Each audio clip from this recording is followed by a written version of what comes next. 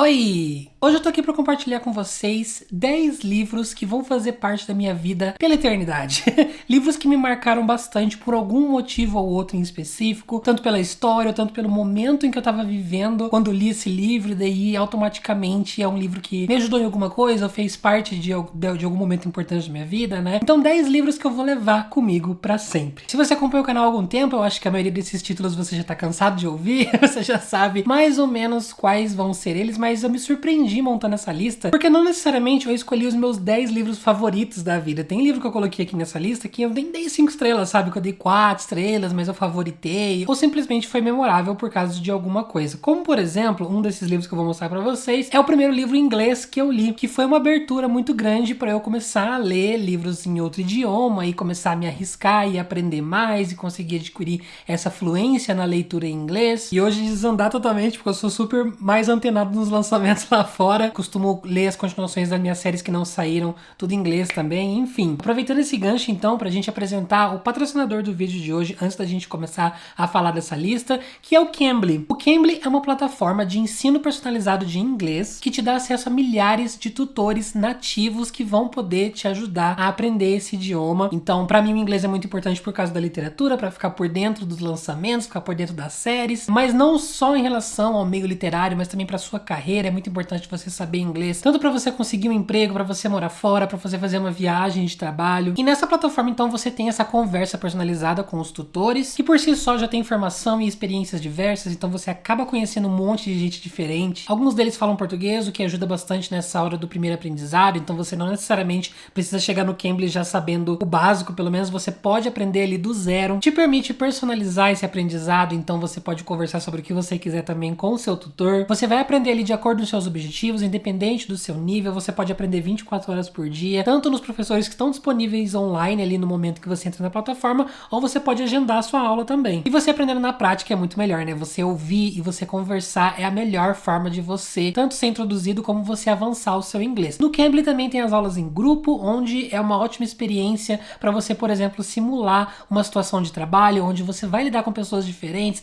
pessoas com diferentes culturas, diferentes sotaques. Essas experiências e o Cambly, a plataforma é essencial para você melhorar o seu inglês e alcançar essas novas oportunidades, tanto na sua vida pessoal quanto na sua carreira. E eu tenho um descontinho VIP para você que é meu seguidor, inclusive vocês usando o meu desconto, o Cambly vai entender que vocês vieram aqui pelo meu canal. Então eu tenho o meu linkzinho que vai ficar aqui na descrição para vocês e no comentário fixado, tá? Você pode entrar por ele, já vai facilitar o seu processo ali. Mas também eu tenho um cupom que vai te dar planos a partir de R$ 68 por mês para 1 hora de aula por semana. Então é Geek Freak 68. Eu vou deixar aqui na tela para vocês também para facilitar. Você pode entrar pelo meu linkzinho, usar o meu cupom e você já vai garantir o seu desconto. Mas essa promoção só é válida pelas próximas 48 horas. Então assim que você acabar de assistir esse vídeo, você já vai lá e já aproveita antes que esse cupom esgota, beleza? Muito obrigado, Cambly, por patrocinar esse vídeo. E agora a gente vai conversar então sobre os livros que me marcaram, os 10 livros que vão fazer parte da minha vida eternamente. Vamos começar com o mais característico desse canal, o livro que me introduziu ao universo do BookTube, o livro que me fez ficar apaixonado pela literatura. Não só isso, mas também falar sobre livros no YouTube, livro que me empolgou por muitos meses, muitos anos, que permaneceu comigo. Acho que vocês já sabem qual livro é esse, porque ele é muito característico do comecinho do meu canal, que é Jogador Número 1, do Ernest Cline. Esse livro aqui, ele foi a minha primeira experiência virando a noite lendo. Sabe aquela coisa de 3 horas da manhã e você só quer ler mais um capítulo, só mais um capítulo, tá muito interessante. Eu nunca tinha sentido antes desse livro aqui, eu já tinha lido outros livros normalmente, já tinha começado a fazer vídeos pro YouTube, mas eu ainda tava, tipo assim, no comecinho, sabe? Ainda tava conhecendo o meu gosto literário, a minha identidade, o que eu curtia, o que eu não curtia. Quando eu me deparei com o Jogador Número 1, eu fiquei simplesmente encantado, porque esse é um livro que ele vai tratar não só de uma aventura ali que a gente vai acompanhar os personagens, mas também ele se passa tudo num ambiente de realidade virtual, o que é algo que eu gosto bastante, esse universo de tecnologia, de videogame. Eu sou muito apaixonado por videogame, inclusive eu estou essa semana gravando esse vídeo, tendo que fazer o meu trabalho e ler, e eu estou com a minha cabeça lá em Zelda, Tears of the Kingdom, que eu comecei a jogar e não consigo parar, mas enfim. Então esse aqui foi a combinação de muitas coisas que eu gosto, mas a experiência de ficar desesperado pela leitura e saber o que vai acontecer. Foi um livro que na época pra mim foi perfeito do começo ao fim, mesmo das referências dos anos 80 que ele tem bastante nesse livro, que é algo que eu não pego 100%. Eu não fiz parte dessa cultura dos anos 80, então muita coisa que ele fala que eu fico boiando, mas eu acho que eu tava super encantado com o universo que eu acabei nem percebendo. E Jogador Número 1, então, foi um desses livros muito importantes pra mim, eu vou levar ele pelo resto da minha vida. Eu sei a história de cor na minha cabeça e ainda assim eu tenho vontade de reler ele várias vezes, que eu sei que eu já reli umas 5, 6 vezes, tá? Mas a continuação, infelizmente, não foi muito boa, tá? O Jogador Número 2 não recomendo, porque eu não gostei. O segundo livro, na verdade, ele antecede um pouquinho o Jogador Número 1, então eu li quando eu era menor, antes de ter canal, eu li quando eu tava, acho que no colegial ou na escola, tipo assim, com 15, 16 anos, nem lembro mais. Que foi Meu Pé de Laranja Lima, do José Mauro de Vasconcelos, e quem apresentou esse livro aqui pra mim foi minha mãe, então foi o primeiro livro mesmo que eu li, porque antes disso eu lia bastante gibi da Turma da Mônica, eu tinha uma coleção imensa, que inclusive não sei nem onde foi parar. Eu acho que eventualmente eu tirei todos os meus gibis e dei embora, eu vendi no sebo, não sei o que eu fiz, não me pergunte que eu não lembro. Desde pequeno eu já era leitor, mas no meu jeito, com, enfim, quadrinhos e tudo mais. Esse aqui foi a minha primeira experiência de deixa eu pegar um livro com palavras, um livro com parágrafos. E é uma história muito bonita, é uma história que eu também fiquei, tipo assim, super interessada e super querendo conhecer o que é esse negócio de livro que as pessoas tanto falam. Essa experiência de ler livros, será que é legal? Será que não é? Então, esse aqui foi a minha introdução a essa experiência e é uma história, ao mesmo tempo que é muito bonita, muito bacana, é muito triste, então eu lembro de chorar horrores com esse livro. Também é um livro que eu reli 2, 3 vezes e ele é muito marcante pra mim. Em seguida, eu coloquei 2 livros junto, pra dar 10 na lista, finge que esses 2 livros é uma coisa só, tá?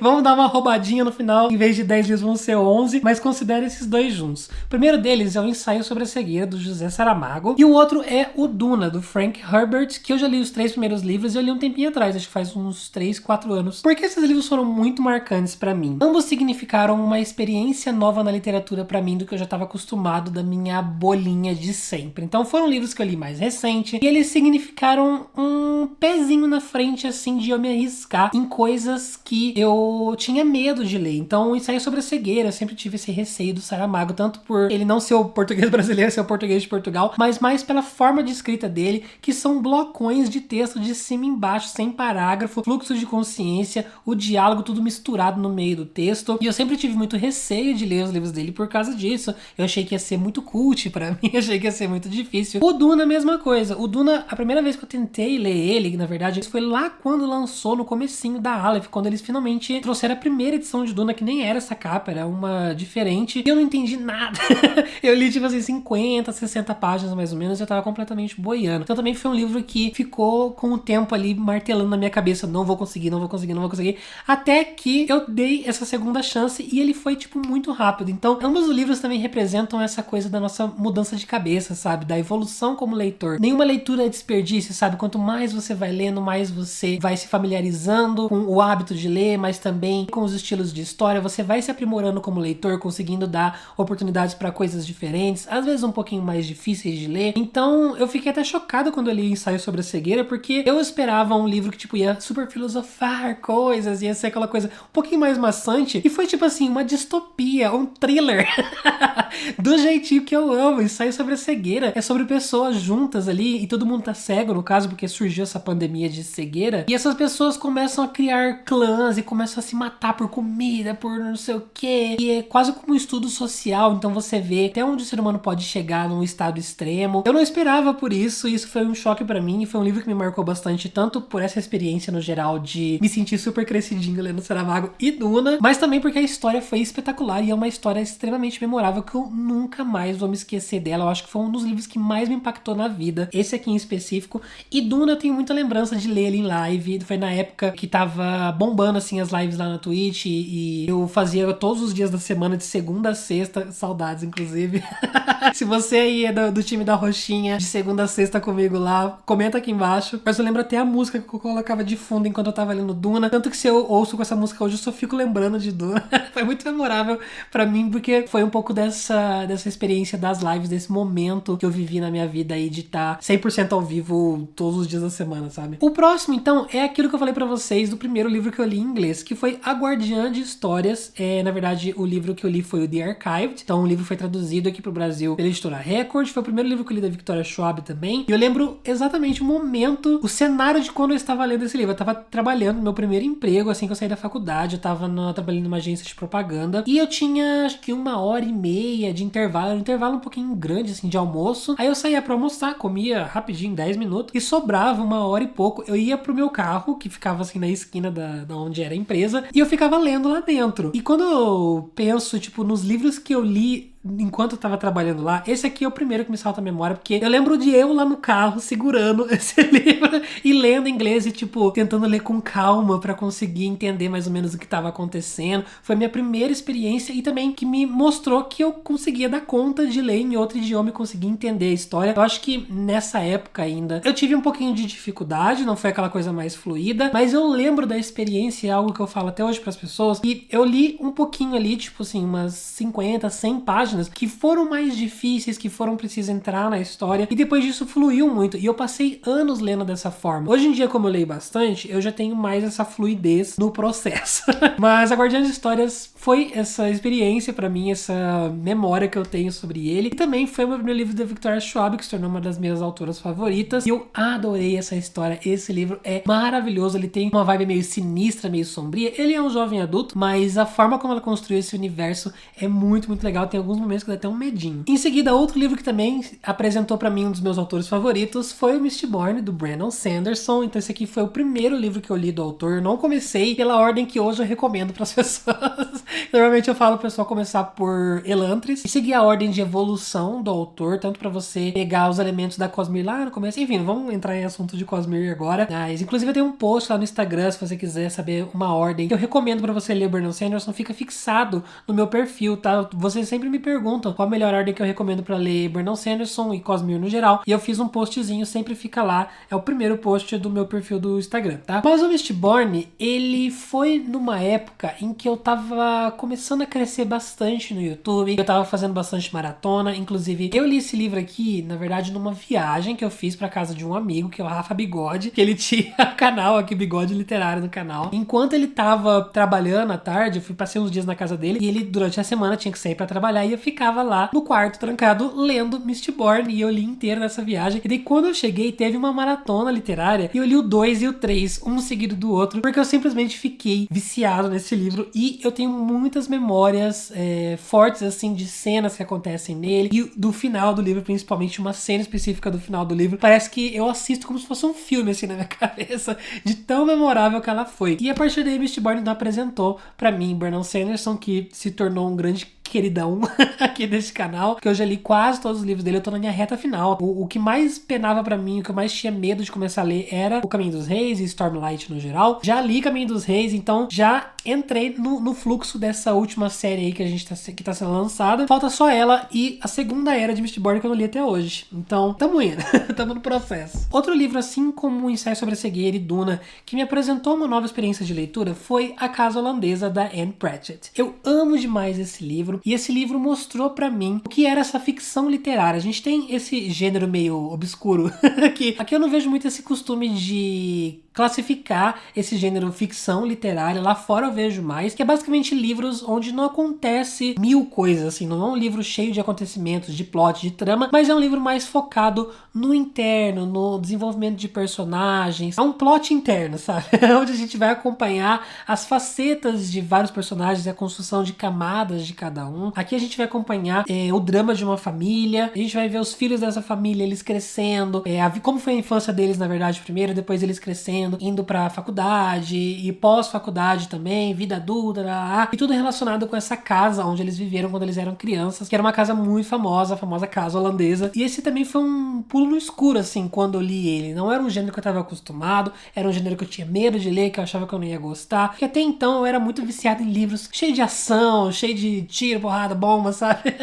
E ele foi um dos primeiros livros que me apresentou essa coisa da ficção literária, do drama, e eu passei a gostar muito a partir de Casa Holandesa, tanto que ele é a minha referência toda vez que eu vou falar sobre esse gênero. Livros que eu procuro até hoje que sejam parecidos com Casa Holandesa, porque ele me marcou demais, ele foi uma história muito legal, foi um dos primeiros livros que eu também marquei, tipo assim, os acontecimentos da história, que eu queria super lembrar depois, sabe, até poder consultar. Acontece muita coisa, sabe, porque é realmente romance de formação, assim, então a gente vai ver a vida inteira do personagem, então eu queria super marcar com post-it pra depois consultar e falar, nossa, é verdade, acontece acontece isso. Então foi uma experiência muito legal, assim, pra mim, e até hoje eu sou apaixonado por esse livro. O próximo é Ligações, da Rainbow Rowell. Esse aqui eu já contei um pouco sobre a experiência desse livro em outros vídeos, livros marcantes, livros que, enfim... Essa lista que vocês estão vendo eu já devo ter feito ela de uma forma ou de outra algumas vezes aqui no canal, mas com propostas diferentes. Mas esse aqui ele me marcou muito porque existiu uma fase da minha vida em que eu tava tipo, crise adolescente, sabe? Crise dos 18 pros 20 anos. E eu tava fazendo um monte de coisa, eu tava meio chateado. E eu fiquei num período assim de 6 meses muito pra baixo, muito triste. Não conseguia fazer muito minhas coisas, não dava muita bola pra ninguém. Só queria ficar deitado o dia inteiro, ficar fechado assim na minha, sabe? E o Ligações, ele foi um livro que trouxe um confortinho. Foi um livro que trouxe assim aquele sentimento quentinho, aquele brilhozinho nesse momento em que eu não tava tão legal. E fora que a história do livro totalmente ressoou com o momento que eu tava passando. Parece que foi terapia, assim, pra conversar sobre aquilo que eu queria falar e não sabia como falar, e conselhos que eu queria ouvir também. Eu acho que a Rainbow Rowell serviu muito pra isso nesse momento. Esse é um livro que eu tenho total consciência que não é o favorito das pessoas, da autora. É um livro que a média dele nem é tão alta assim, acho que é 3.6. É um livro que muita gente dá 3 estrelas pra baixo, mas como ele foi muito marcante nesse período da minha vida, eu acho que foi por isso que pra mim ele foi muito importante. Isso é muito bacana a gente refletir também, sabe? Provando que não necessariamente existe essa coisa de falar que o livro é muito ruim, que o livro não presta. O livro pode não ser muito bom pra você, mas pra outra pessoa que tá passando por algum momento específico da vida, ele pode ser o livro perfeito, ele pode falar as coisas que a pessoa tá precisando ouvir. Então isso é muito bizarro, isso foi o que me mostrou também bastante sobre essa questão em específico. Eu já fui nele esperando não gostar, porque eu vi as pessoas falando que não era bom, mas por causa de todo o contexto, pra mim ele foi maravilhoso, 5 estrelas. O próximo livro é A Garota que Bebeu a Lua. Esse aqui eu associo mais a memória dele a uma fase de algo que eu fazia, que é especificamente caminhada.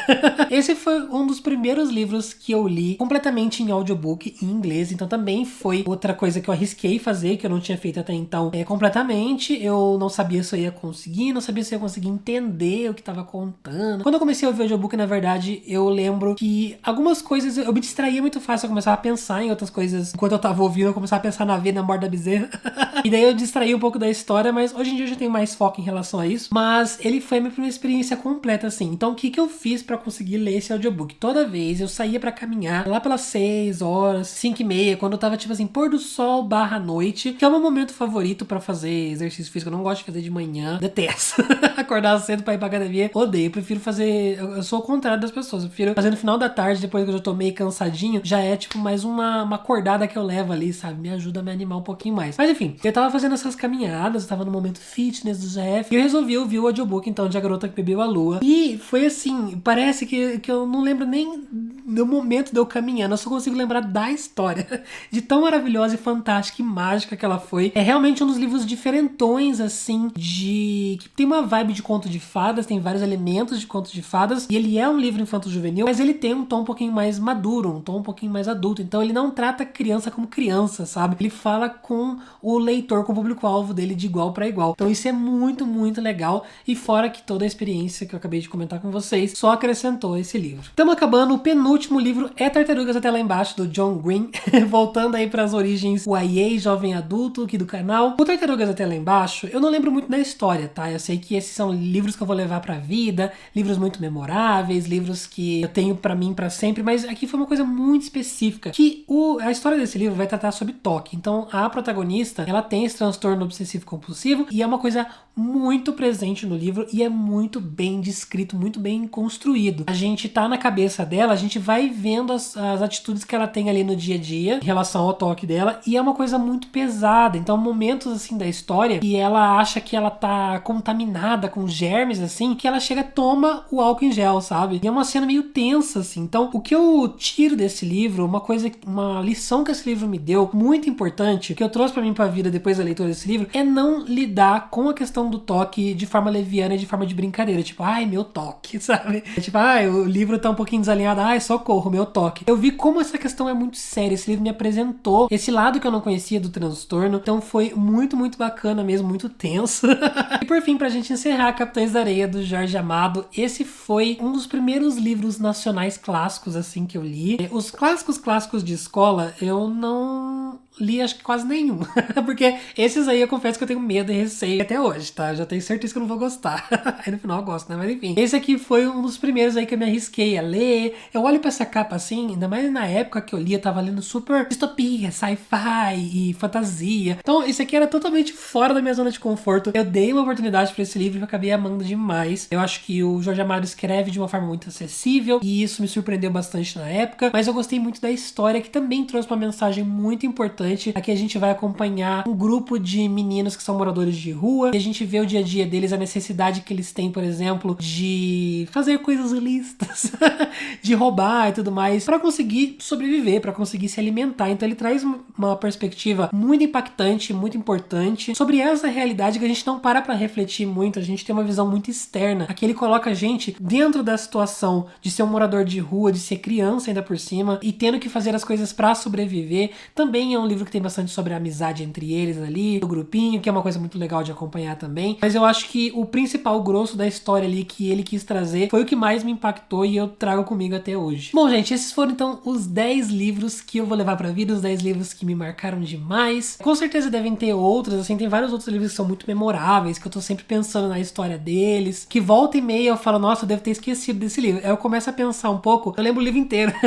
Eu lembro diversas cenas na minha cabeça. Se eu sentasse pra falar sobre os livros memoráveis, assim, eu acho que seria uma lista de 30, 50 livros. Mas esses aqui foram parte de mim, de quem vocês conhecem hoje como ZF, como Geeks Freaks, como Vitor Almeida. Esses aqui fizeram parte da minha história como leitor, sabe? Então, espero muito que vocês tenham gostado desse vídeo, dessa lista. Comenta aqui embaixo se vocês quiserem fazer a própria listinha de vocês, ou pelo menos um livro que marcou demais vocês, que vocês vão levar pro resto da vida, aquele livro muito impactante que, por algum motivo, alguma experiência, ou quando você estava lendo, ou a mensagem que ele traz, fez parte da sua formação como leitor, sabe? Compartilha aqui embaixo que eu vou adorar saber. Se você tá chegando agora, se inscreve nesse canal, e se você quiser apoiar o meu trabalho para eu conseguir viver de YouTube, eu posto conteúdo literário semanalmente aqui para vocês. Então, esse aqui é o meu trabalho em tempo integral, mas eu dependo da ajuda de vocês para conseguir fazer isso. Então, você pode se tornar um membro do canal, o linkzinho sempre fica aqui embaixo. O programa de membros tem várias recompensas, vocês recebem vídeo adiantado, informações adiantadas do canal, o que eu tô lendo, que projetos eu tô fazendo. A gente tem leitura conjunta, grupinho no WhatsApp. Ou você pode, sempre que você for comprar seus livros na Amazon, na estante virtual, usa o meu linkzinho também que eu ganho uma pequena comissão, tá? Agora eu tenho o meu link da estante virtual, tenho o meu cupom que dá desconto também, mas na Amazon não precisa ser só livro. Qualquer coisa que você for comprar lá no site, se você só entrar pelo meu link e já fazer as suas compras, você super me ajuda, tá bom? Não esquece de mim. Bom, é isso. Espero que vocês tenham gostado do vídeo de hoje. Por enquanto eu vou ficando por aqui. A gente se vê no próximo vídeo. Grande beijo pra vocês e tchau!